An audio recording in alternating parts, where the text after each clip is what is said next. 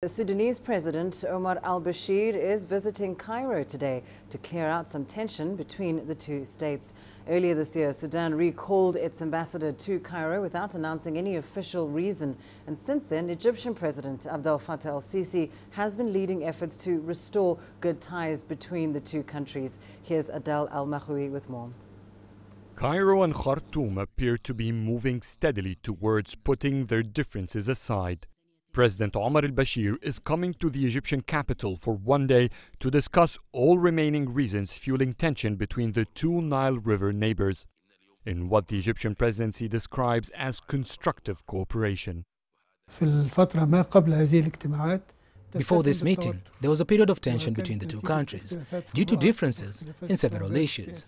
This is a new phase. There is a stage of understanding and reconciliation. Both countries are now paying more attention to work on their mutual interests and security challenges. The peak of tension was in January, when Sudan recalled its Cairo ambassador, giving no official reason. President el-Sisi's visit to al-Bashir during the AU summit later in the same month was a turning point. In Addis Ababa, the two leaders commissioned their foreign ministers and chiefs of intelligence to lead open discussions about the reasons for that tension. Earlier this month, Khartoum showed goodwill by returning its ambassador to Cairo. The return of the ambassador has sped up talks between both countries. Following it, the Egyptian acting chief of intelligence has paid a visit to the Sudanese president and held talks with both the defense and foreign ministers, paving the road for al-Bashir's visit to Cairo. There's political will to solve the suspended problems, which fueled tension in the past period. The committee they informed includes the intelligence chiefs of both countries, so it's serious. They want to tackle security files like human trafficking, the situation in the Red Sea, which saw quick growth of foreign military bases there. That could reignite tension. Cooperation is necessary to maintain stability in the Red Sea region, which is vital to both Egypt, Sudan, Africa, and the Middle East as well. Sudan has previously accused Egypt of supporting South Sudanese rebels with arms, while Egyptians blamed Sudan for sheltering Muslim Brotherhood members. Halab and Shalatin border area is another point of difference. It's been part of the Egyptian mainland for decades. Khartoum claims it's Sudanese. Adel EL Mahrouky, CGTN, Cairo.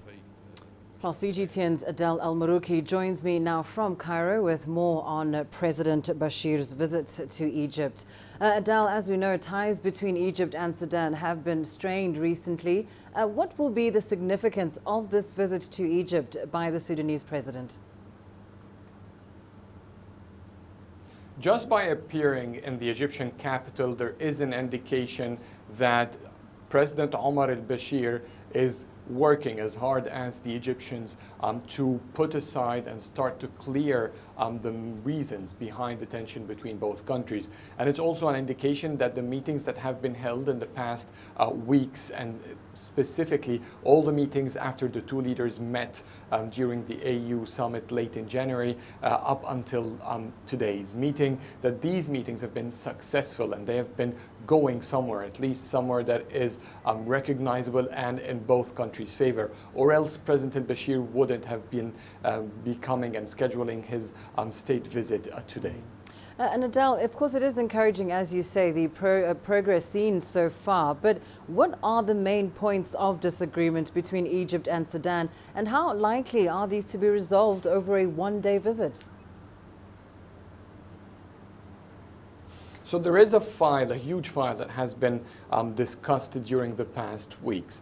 It's not about one day or not. Already about 2 weeks ago, maybe less, the Egyptian chief of intelligence, or the acting chief of intelligence of the Egyptian Intelligence Bureau, has paid a visit in Khartoum where he met a prominent Sudanese officials, as I've said in the report, among them not just the President Omar al-Bashir, but also the chief of the Sudanese intelligence.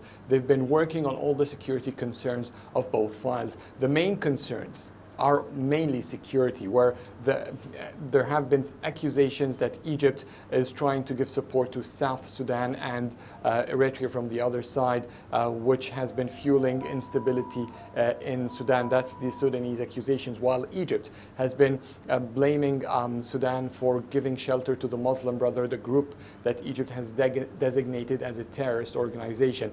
Also, Sudan's approach and close ties to Qatar and to Turkey, both are more or less rivals to the current Egyptian administration, has been a concern, and Egypt has criticized those ties. There has been an escalation recently with a deal announced between Sudan and Turkey with the establishment of a Turkish military base in the Red Sea on one of the Sudanese islands. All of these have been concerns from both sides, and it seems that they are now willing to cooperate.